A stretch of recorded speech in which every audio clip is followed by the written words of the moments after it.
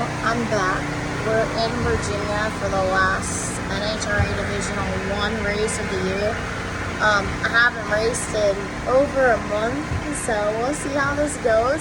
And the transmission was just redone, so that's another reason why we haven't raced in over a month. So we took it back up to Eddie at Select, and he put in a pro brake, so now I have to hold the button to back up, which is really weird. But I don't like that. But I have to say, I haven't made a pass with it yet, but I put it in first and I hit the trans brake and it didn't rock at all. So fingers crossed we're moving in the right direction with that. But yeah, we'll keep you updated on how this weekend goes, because I know it's been like 2 months since you've seen anything from us, but we haven't been racing for at least a month, and then everything didn't go so hot with us. It was just kind of a mess. And then what else did I got? Oh, I have the video from NASA too, but I just never got around to putting it together, and I'm running out of storage on my phone. But we'll keep you updated with Virginia, win or lose. Hopefully it's a win, but yeah, glad to be back racing, and hopefully it turns on some win lights, because we haven't been here in at least 2 years, so I've been here since 2020, so we'll keep you updated. So thanks for sticking with us and following along with us through our 2-month hiatus, but we are back for now, so stay tuned for the rest of the video.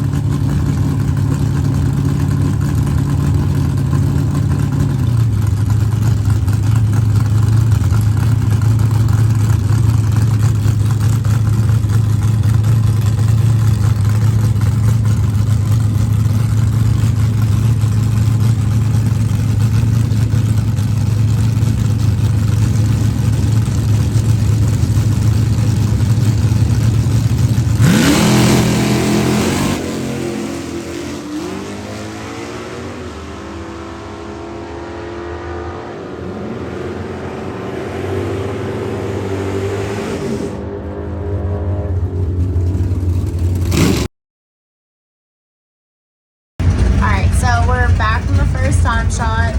Good news. Car ran pretty well for the new trans. I was the first car out. I wasn't trying to be the first car out, but they were good, and they said that if we had any issues to just come right back before the end of the session. And it's Virginia, it's VMP. We're never gonna probably have issues here, because they keep this track like very, very, very well maintained. It's a very well prepped track. Sometimes it's like so sticky that's too much, but it's always a great track. So I'm like, it stinks being the first car, but like if there's anywhere to be the first car, Virginia's the place to be the first car. But yeah, so I did the burnouts, and I did the burnout, staged the car, hit the button, got on the 2-step, and I let go. And for the first time in at least 2-3 years, the car moved when I let go of the button, which it hasn't done since pretty much we put this engine in the car. It pretty much hasn't done it since like we ran the 347. So I was like, all right. So I knew I was on the tree. Like, I know I saw those bulbs. I knew I hit it good. I knew it was a good light. And I woke up, it's 97 red. So the transmission, the solenoid was definitely our issue. We're gonna do another pass to back it up when they call us, and hopefully it does. But it definitely seems like that solenoid was our issue. Which, it's just funny because like Eddie tested that, like our old solenoid, like it was releasing just fine on the bench, and we're still like beating our head against the wall. Like, we redid this entire car and nothing fixed it. And the only thing that like we came up with, like Eddie, my dad, and I, is like maybe with it just being 4.5 years old, that solenoid being submerged in hot transmission fluid for all those years, maybe it's releasing fine on the bench, but when you put it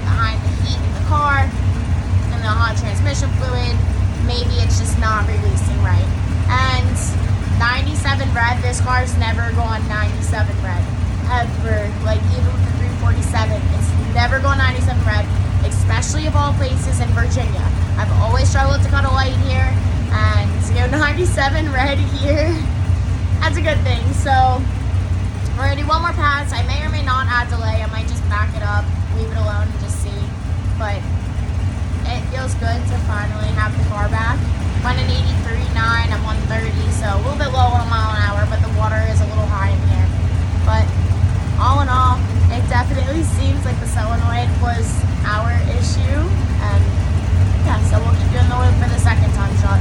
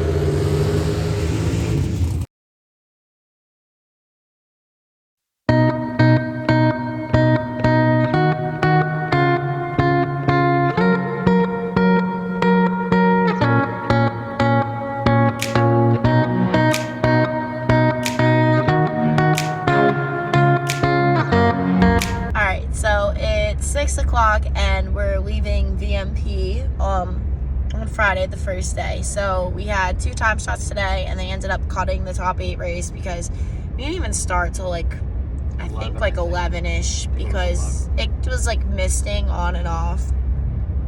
And then it's like it would stop, and then it would, as soon as it stopped, it would just come back. And it wasn't even like bad mist, but enough that you couldn't race.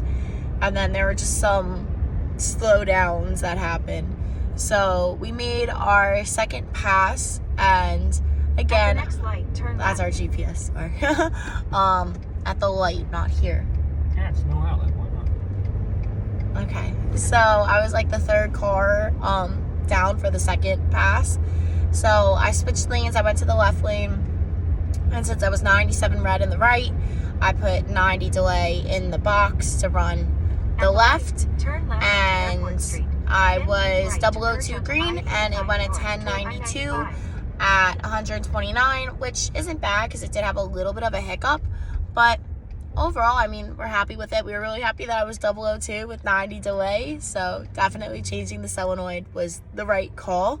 So I believe we have one more time shot tomorrow, and then first round on Sunday. So we'll keep you in the loop for all of that, and fingers crossed it's a good weekend.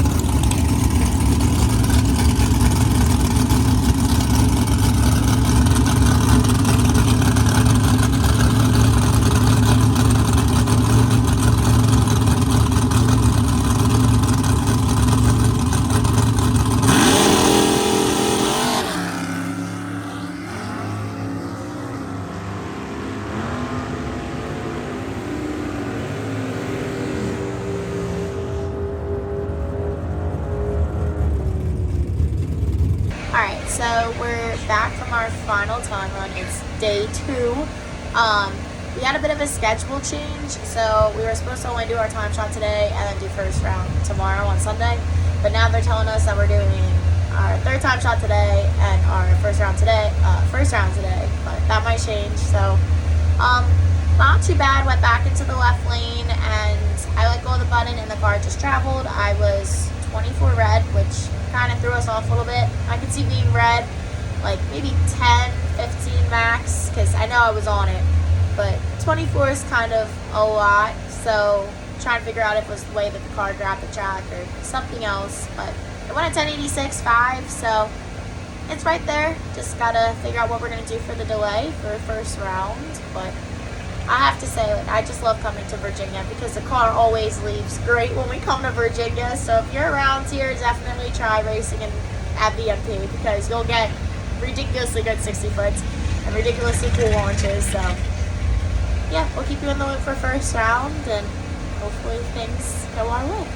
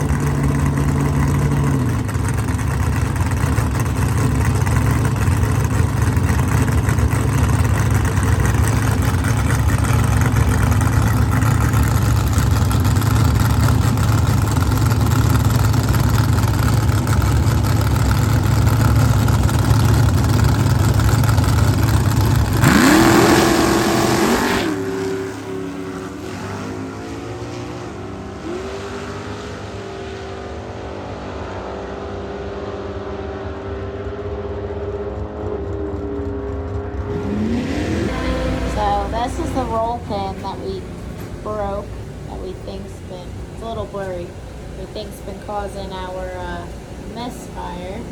It's got about 90 passes on it, so yeah.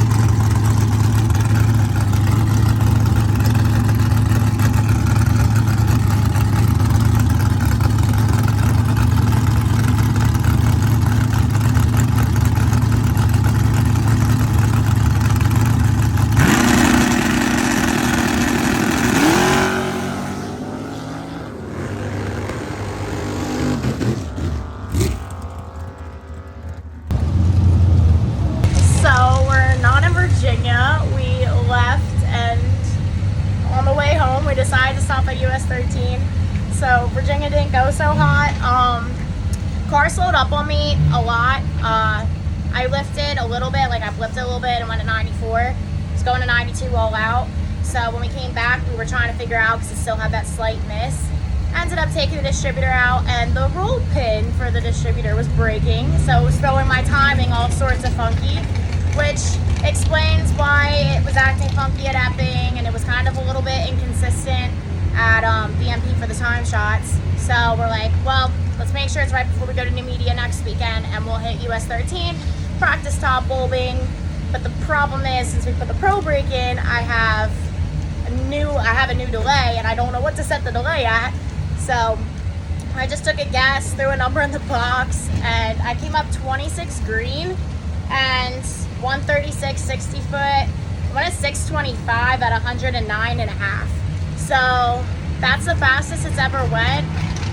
Before that, it went at 633 at ACO, but I'd say fixing the distributors definitely helped. I mean, we have a good barometer here. The water greens are a little high. I mean, they're like 80, so it's not too bad, but getting to the point where it does start to slow the car down with those water greens. But overall, we're happy with it. I mean, to go 625 right off the trailer at a track we've never been to. Like, we've been here to watch, we've never been here to race. So we turned the two-step down big time from Virginia just to save the tire, because we don't know what the track's like, and clearly it liked it. So we got one time shot, and then we're gonna head into first round. So we'll see how that goes, but not bad for never being here before. I'll take it, and we'll keep you in the loop.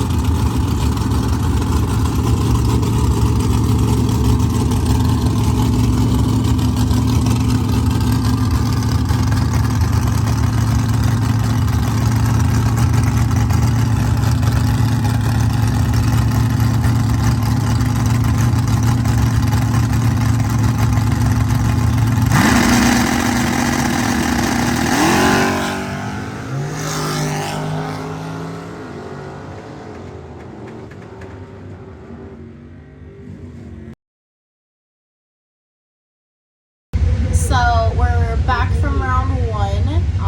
It was quite a gap in time. I took 9th out of the box since I came up 26 in the first time shot, and the weather looked a little bit slower, so I dialed a 627 because I went practically 626 my first time shot and only time shot. And I have this really fast dragster, and it shows that I'm out of the loop with Dragway racing. It's been so long I forgot to even check the dial board. Luckily it was alright, but I'm like, I realized on the way back, I'm like, I told myself don't forget to check the dial and make sure it's right on the board, but I forgot. Because I'm so used to Super Street 1090, they said it for me. But I left the line, I got ready, I hit 3rd, got close to the finish line, he wasn't there. I gave it a couple rips, and I went through at a 628.5, so I went 1 over, and I was was 13 on the tree, so I was 28 total, and it was like 64 10th out at the stripe because he was 19 and won over with a 5. So it came down to the reaction time, and if he went dead on, it would have been done for me. But I ripped him. Got lucky they didn't blow past me because it was 64 10th out. And yeah, now we're moving on to round 2. So at least I don't have to buy back. So, and things are going in the right direction. So super happy with that. So we'll keep you updated for round 2.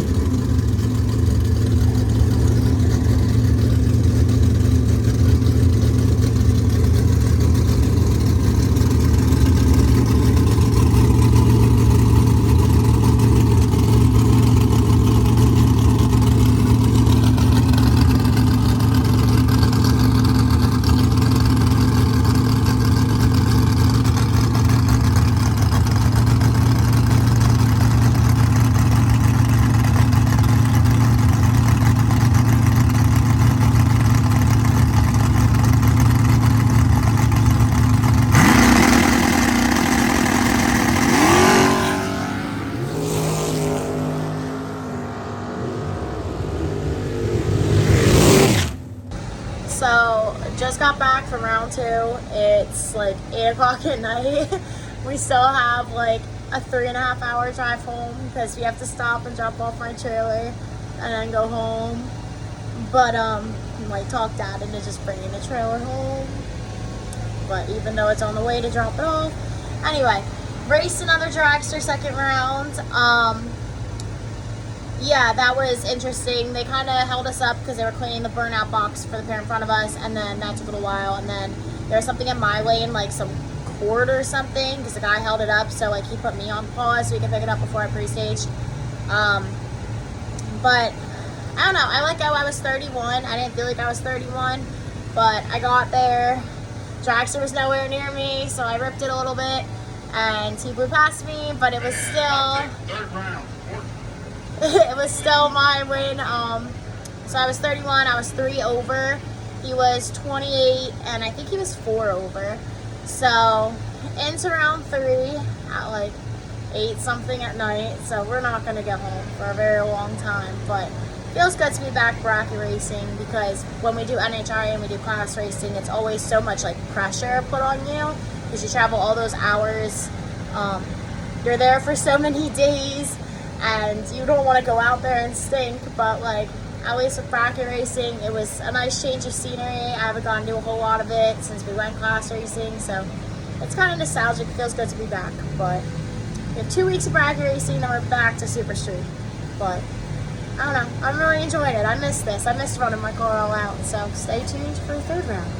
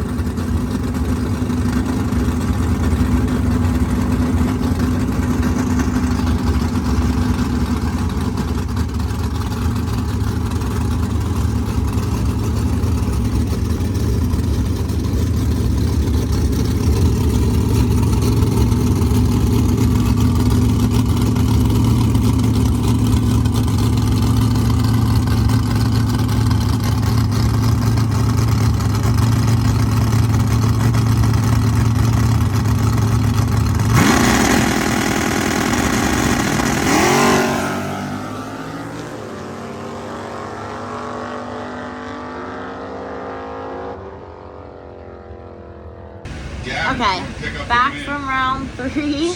It's like 9 something at night. I don't even know. So yeah, they drug the track right before we went out. And I was the first pair. So or I think we're about to lose our generator again. So I was the first pair. I let go and it just carried the wheels. I was like, oh, that might be alright because it carried the wheels so far out. But it wasn't. I caught the guy kind of early. I was like worried that like I was gonna lift too much and let him go around me, but luckily I still took a little bit too much stripe, but I drove it to 1 over. I dialed a 6.9 because I thought that it was gonna slow down because it slowed down the last round, but it didn't this time, probably because I staged cooler because I was first pair. But I was 19, 1 over with a 1, and he was 008 and he was a few over. So yeah, on to round 4, which I'm really happy with because we've never been here and I don't get to bracket race a whole lot, let alone run the car all out. I'm not used to running the car all out. And yeah, so round 4 had a brand new track to us and back to bracket racing. So we'll keep you in the loop for round 4.